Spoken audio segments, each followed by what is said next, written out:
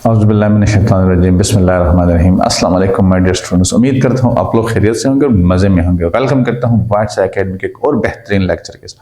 तो अगर आपने चैनल को सब्सक्राइब नहीं किया तो सब्सक्राइब कर दीजिएगा और बेल आइकान को प्रेस कर दीजिएगा, साथ में दोस्तों के साथ शेयर करना ना भूलिएगा।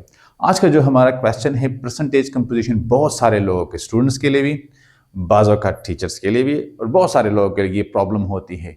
सपोज आपको कहा जाए कि भाई कि आपके जो है ना ये डीएमसी में मतलब 600 आउट ऑफ 800 मार्क्स आए हैं, इसमें हर एक सब्जेक्ट के जो मार्क्स है आप परसेंटेज निकालें कितना आपका बनता है, टोटल परसेंटेज आपका कितना बनता है। तो ये स्टूडेंट्स के लिए मुश्किल होती है, लेकिन इस लेक्चर को कवर करने के बाद आपके लिए ये मुश्किल नहीं रहेगी।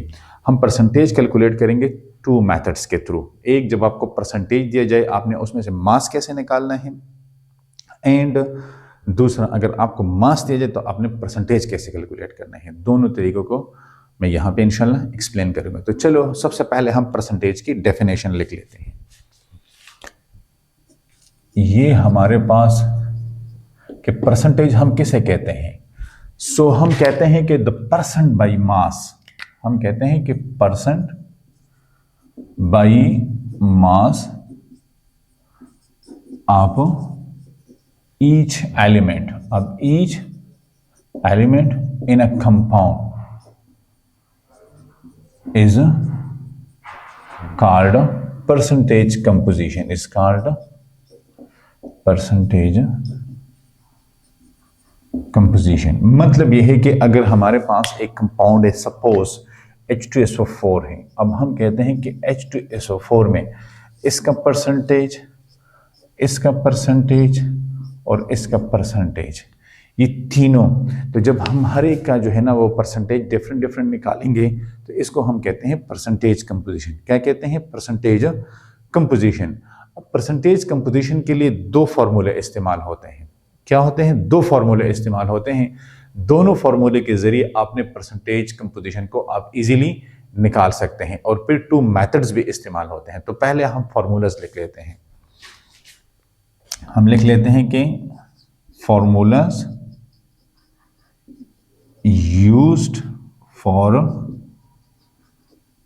Finding percentage composition. अब वो फॉर्मूले क्या क्या है? सो द नंबर 1 हमारे पास है कि परसेंटेज ऑफ एन एलिमेंट, तो ये बराबर होगा मास of an element in compound divided by total mass of the compound multiply with 100, multiply with the 100। क्योंकि हम परसेंटेज की बात करें तो ये 100 के साथ ही होगा। ये तो एक फार्मूला है। दूसरा फार्मूला है हमारे पास कि परसेंटेज ऑफ एन एलिमेंट, तो ये gram atomic mass of element multiply with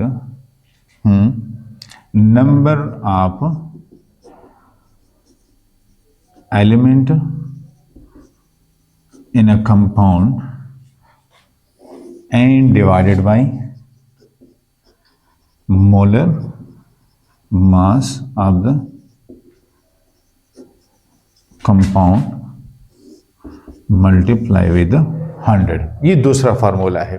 ठीक है, दोनों फार्मूले जब वहां पे इस्तेमाल होंगे तो इस फार्मूले का क्या मतलब है कि ये H2SO4 है यहाँ पे, तो अब देखें ग्राम एटॉमिक मास तो इसका 1 है और नंबर ऑफ एलिमेंट तो इसके 2 है, तो ये 1 और 2 एंड डिवाइडेड बाय टोटल, तो इसका मोलर मास 98 ग्राम पर मोल है और ये 100 के साथ मल्टीप्लाई हो जाएगा। तो ये बेसिकली हमारे पास इसके फार्मूलाज हैं। अब इसके जो मेथड्स हैं वो क्या है?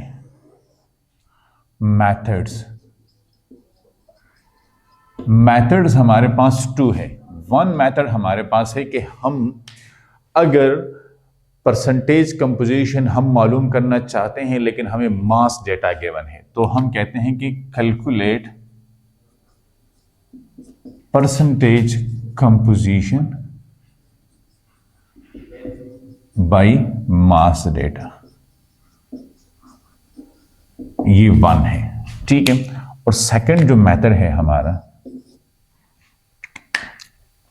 हाँ सेकंड मेथड हमारे पास कौन सा है, yes, determining masses from a percent given up each element in a compound। देखिए अब इसका मतलब यह है, पहला मेथड का क्या मतलब है, पहले मेथड का मतलब यह है कि अगर हमें दिया जाता है मास, ठीक है, किसी भी एलिमेंट का हमें मास दिया जाता है और हम उसका परसेंटेज मालूम करना चाहते हैं, इसके जरिए हम हर एक एलिमेंट का परसेंटेज मालूम करेंगे। सेकंड मेथड में हमें परसेंटेज वो देंगे और हमें कहा जा रहा है कि आप इससे क्या कर मालूम करें, यस, इससे आप मालूम करें मास को। तो पहले में मास से परसेंटेज और दूसरे में परसेंटेज से मास। तो ये दोनों तरीके जब आपको आते होंगे और ये दोनों फॉर्मूले जब आपको आते होंगे पहले तरीके में ये दोनों फार्मूला इस्तेमाल होते हैं, इस वाले तरीके में आप इस फार्मूले को थोड़ा सा रीअरेंज करके जो है ना फिर लिख सकते हो, ठीक है। वो आगे जब आएगा तो आप उसको गौर से देख लेना। तो इस तरह आप, अब आपने यहां पे एक नोट लिखना है। नोट क्या है कि percentages of all element in a compound will be equal to 100। मतलब ये है कि सपोज ये मेरे पास इसके परसेंटेज आता है, इसका आता है और इसका आता है। सपोज इसका आता है 2.041%, इसका आता है 32.63% और इसका आता है मेरे पास तकरीबन 63 पॉइंट समथिंग ये परसेंट। जब इसको हम कैलकुलेट करेंगे तो ये 100 के बराबर होना चाहिए, 100 से ऊपर नहीं जाना चाहिए, 100 से ऊपर नहीं जाना चाहिए। और 100 के नीचे भी जो होगा तो बहुत ज़्यादा डिफरेंस नहीं आना चाहिए कि मतलब 98, 99 पे नहीं। डेसिमल में, पॉइंट्स में कुछ ऊपर नीचे हो सकता है कैलकुलेशन में, लेकिन इससे अगर ज़्यादा डिफरेंस है तो इट मीन कि आप कहीं पे गलती कर रहे हो। तो इस चीज़ का आपने बहुत ज़्यादा ख्याल रखना है, ठीक है। तो ये हमारा आ गया है क्या, यस, ये हमारा आ गया है कि 2 मेथड्स हैं, 2 फार्मूलाज हैं, इसके ज़रिए हम किसी भी तरह, चाहे मास से परसेंटेज मालूम करना हो या परसेंटेज से मास, इसका स्क्रीनशॉट ले लें, आगे वाले में ये क्लियर हो जाएगा। अच्छा तो गाइस अब हम फार्मूले से शुरू कर लेते हैं कि जो पहला मेथड है उसको हम करते हैं और फिर दूसरा मेथड पे जाएंगे। तो पहला मेथड हमारे पास क्या था कि मेथड बनता कि हमारे पास determine the percentage composition, determine the percentage composition. अब ये परसेंटेज कंपोजिशन हम कहां से मालूम करेंगे, from mass data, from mass data, इससे हम इसको कैलकुलेट करेंगे, ठीक है। अब आगे, अच्छा गाइस अब हम एग्जाम्पल फर्स्ट इसको कर लेते हैं। हमसे कहा जा रहा है कि आप कैलकुलेट करें percentage of each element in the HSO4। तो calculate percentage of each element in H2SO4, ठीक है। कहने का मतलब यह है कि हाइड्रोजन का भी कैलकुलेट करें, सल्फर का भी करें और ऑक्सीजन का भी करें। इसके अलावा उन्होंने हमें कुछ भी नहीं दिया। तो हम सबसे पहले क्या करेंगे, सो हमारा होगा स्टेप 1। तो स्टेप 1 में हम लिख लेंगे फॉर्मूला। तो फॉर्मूला हमारे पास है H2SO4। अब H2SO4 का हम क्या करेंगे, मोलर मास निकाल लेंगे। आप H2SO4, तो ये आप किस तरह लिखेंगे मोलर मास है H2SO4, तो आप लिखेंगे कैपिटल M, तो ये बराबर हो जाएगा H2SO4 SO4। अब यहाँ पे हाइड्रोजन कितने हैं, तो 2 हाइड्रोजन है इन 2, और इसका 1 एटॉमिक मास है, प्लस सल्फर 32 इसका एटॉमिक मास है, एंड 4 और ऑक्सीजन का 16 है। तो ये हमारे पास है, इससे आता है 98 ग्राम पर मोल। तो हमारे पास जो मोलर मास है H2SO4 का वो कितना है, 98 ग्राम पर मोल। ये तो हमने स्टेप 1 में ये वाला कर लिया। अब स्टेप 2 में हम क्या करेंगे, यूजिंग द फॉर्मूला। स्टेप 2 में हमारा होगा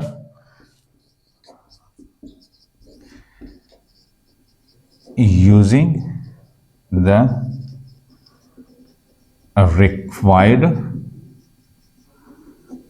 फॉर्मूला। अब इसके लिए जो रिक्वायर्ड फॉर्मूला है उसको हमने इस्तेमाल करना है। तो इसके लिए रिक्वायर्ड फॉर्मूला क्या हो सकता है, यस इसके लिए रिक्वायर्ड फॉर्मूला हो सकता है, बताएं, जो मैंने सेकंड वन आपको लिखवाया था कि gram atomic mass of element. हाँ, दोबारा लिखवा दूं, मुझे पता है कि आप लोगों का दिमाग इधर नहीं होता। सो ये है फॉर्मूला, क्या था कि परसेंटेज ऑफ एलिमेंट, तो वो बराबर था कि ग्राम एटॉमिक मास अब एलिमेंट मल्टीप्लाई विद, हाँ क्या था, थोड़ा सा दिमाग पे जोर डाले, yes number of element, number of element in a compound and divided by molar mass, molar mass of compound. अब इसी फॉर्मूले को लेके हम यहां पे स्टेप नंबर 3 कर लेते हैं। तो स्टेप नंबर 3 में क्या हो जाएगा, कैलकुलेशंस। कैलकुलेशंस, अब कैलकुलेशन क्या है, तो सबसे पहले हम लिखेंगे कि परसेंटेज ऑफ हाइड्रोजन। तो हाइड्रोजन के, अब आप देख लें कि हम इसको कैलकुलेट कैसे कर सकते हैं। हमने कहा था कि ग्राम एटॉमिक मास, अब हाइड्रोजन का ग्राम एटॉमिक मास कितना है, 1 है, ये मैंने यहाँ पे 1 लिख दिया। अब number of element in a compound कितने हैं, तो यहाँ पे अगर मैं देखूँ तो ये 2 है, तो लिहाजा मैं लिख देता हूँ कि 2 into 1, ठीक है, and divided by molar mass कितना है, तो मोलर मास है 98 ग्राम पर मोल। तो इससे क्या आता है, हाँ कैलकुलेट करें क्या आता है, लेकिन यहां पे हमने 100 भी तो लगाना है। अब मुझे नहीं पता कि पिछले वाले में हमने 100 लगाया या नहीं लगाया, अगर नहीं लगाया तो आप वहां पे भी 100 लगा ले, क्योंकि 100 के बगैर तो परसेंटेज आप कैलकुलेट नहीं कर सकते ना। तो ये हमारे पास आ जाएगा, यहाँ पे आपने क्या करना है, मल्टीप्लाई विद 100, तो इसका आंसर आएगा 2.041%, 2.041%। ये किससे आता है, यस ये आ गया है परसेंटेज ऑफ हाइड्रोजन। तो ये हमारा आ गया है 1। सेकंड होगा परसेंटेज ऑफ सल्फर, तो ये हो जाएगा 32 डिवाइड, उसके तो नंबर ऑफ एलिमेंट एक ही है, तो बस लिहाजा 1 के साथ मल्टीप्लाई करने की कोई ज़रूरत नहीं है, 100 के साथ ही मल्टीप्लाई हो गया। तो इससे क्या आएगा, यस इससे आ जाएगा 32 पॉइंट कितना, 63 या 65.653%, ठीक है। तो ये आ गया परसेंटेज ऑफ सल्फर,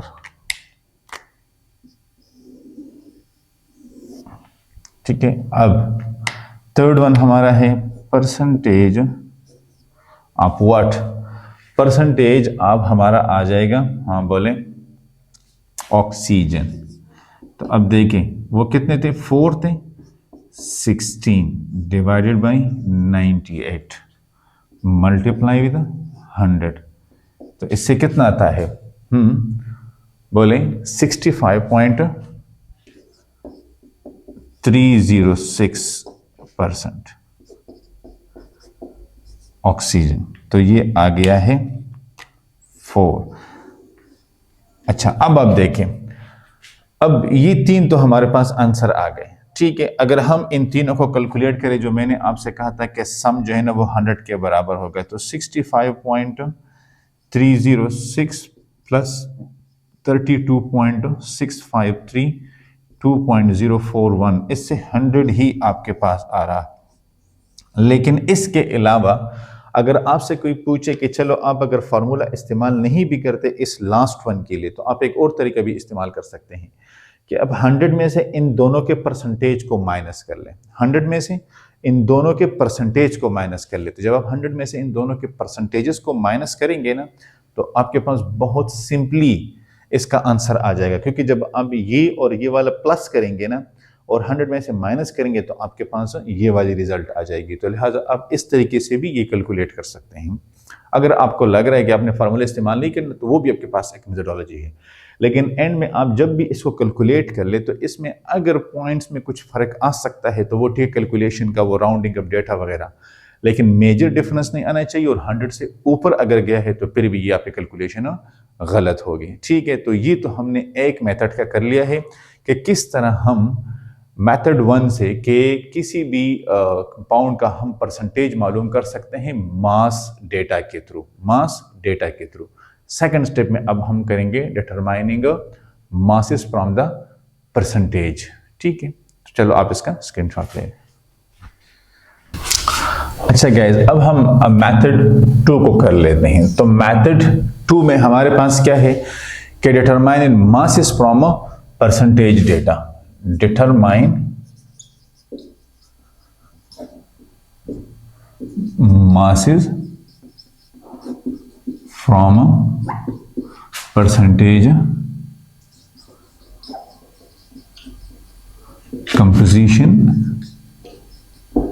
डेटा। अब देखिए, हमने परसेंटेज से मास निकालना, ये नंबर 1 मेथड था। लेकिन अगर हमें परसेंटेज गिवन हो तो परसेंटेज से फिर हम मास कैसे निकाल सकते हैं? तो इसके लिए भी बड़ा सिंपल तरीका है इसका। आप देख ले कि